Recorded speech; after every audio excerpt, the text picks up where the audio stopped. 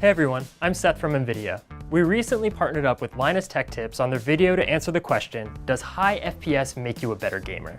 In this video, we worked closely with Linus, Shroud, MrGrimmmz, Corey, and Paul's Hardware, and would like to share some of our favorite moments with the GeForce community.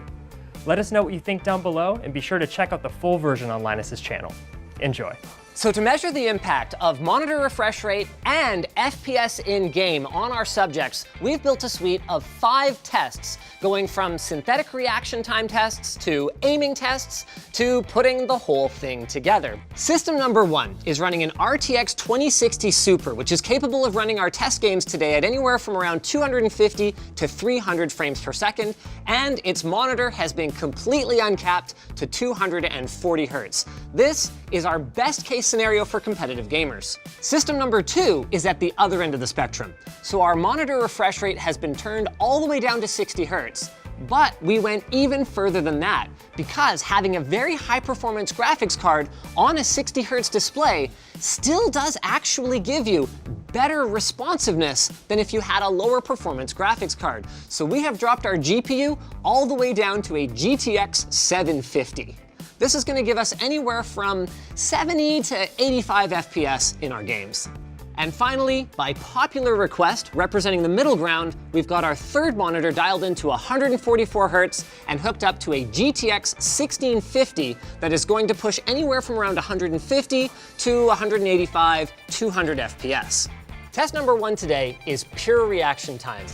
Shroud clicks in order to indicate that he's ready for the test to begin, and as soon as it turns green, he clicks again as quickly as he can. This tells us his raw reflexes. In my mind, I know that it does not feel good, right? Because I'm on 60 and I'm like, ugh, this feels terrible, but I actually haven't done legitimate like stats and break it down, and like maybe I did get less kills now.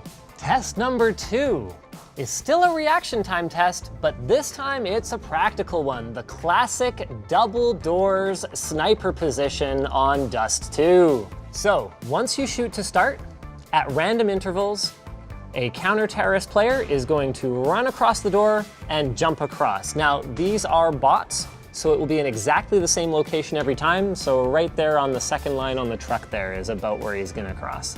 How am I missing right now? Are we on 64 tick? I'm telling you, I hit this guy at least 3 times. Okay, that was a whiff, but it's just bad, I guess. This is hard, man.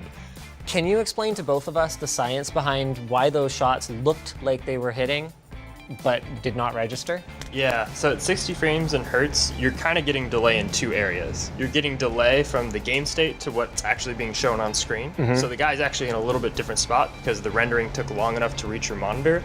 Additionally, your input is also delayed. So when you click, that is going to take a little bit longer time to actually reach the game state. So you're getting kind of latency in both directions. If you press it too soon, even though you feel like you're confident that you're gonna hit it right on the target, you're gonna hit it way before. So you have to like kind of enter in your head that it's like a slight pattern. Because this one you have to like master a delay. With the higher refresh rate, you just have to master more of a reaction time, I would say. Right. High refresh rate doesn't make you a better gamer, but it makes it easier to be a better gamer. I would say so, yeah. Test number 3, we changed things up again. Your reaction time still matters a lot because you've only got 0.45 seconds to hit each target. This is a hard test. Yeah. Even 0.5 seconds would make a big difference because I could tell there were ones where you... It was so close. Next up is test number 4. So you need great reaction time so you can spot the bots popping up in our shooting gallery, and you need to make your flick shots because they're not going to stand still for long. This makes me look like I don't know how to play the game. I swear it's the settings. This one feels so weird though. I'm actually just hoping I hit it in time. Because I feel like I have a whole second delay, as if you would have a whole second more on that one. Yeah. Yeah. You can definitely, it's weird. It feels like you actually have so much more time to react. How many did you get? 8 of 10. And how many did you get on 60? 2 out of 110, I think. I feel like I'm doing the exact same thing. I'm watching for him to just appear in the doorway and I'm clicking, but incredible difference in how effective I was at this test. On this test, I got 9 out of 10 in comparison to the last test where I could barely get 1. You got 2 out of 30. I could, how? Sorry. So you literally 10x'd your result in the flick shooting challenge going from 60 to 240. Did it feel that much better? Yes, I was hitting more shots. In particular, the doorway on CSGO, I could barely touch it before. Like, such poor performance, and then suddenly I'm hitting 7 out of 10. So I can't accept responsibility myself. It's the technology that has given me this skill. That was a completely different level. Yeah, it feels very different. 19.16 seconds. Yeah. Compared to, weren't you more in the neighborhood of 30 at 60 hertz? Yeah. I had 2 19s on 30 and I had like 35 one time and like 33. It's so much harder on the other setup.